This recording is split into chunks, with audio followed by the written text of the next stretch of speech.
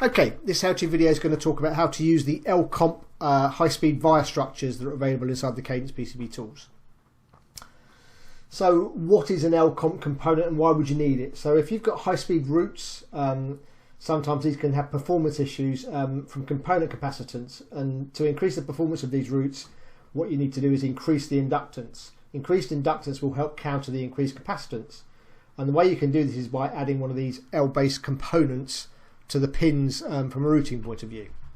So if we look at the route, structures and create, we've got this LComp option which allows us to kind of generate this type of structure, so this routing structure that would go around the pin.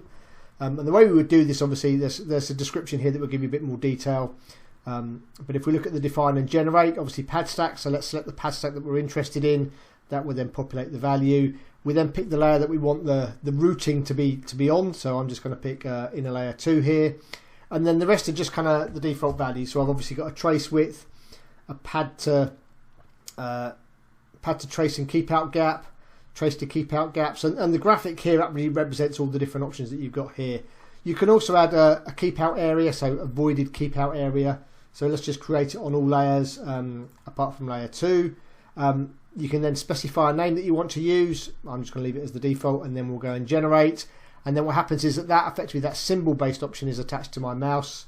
So we could change the angle if we want, just by using the angle option here, or we can leave the defaults, and then it's just a matter of just selecting the pin, and you can see effectively that then gets associated to the pin, and it would then take on the net name of that pin that's there. This is a symbol based structure. And you can then use this going forward and join this, so the connection would then join on this point or onto this point.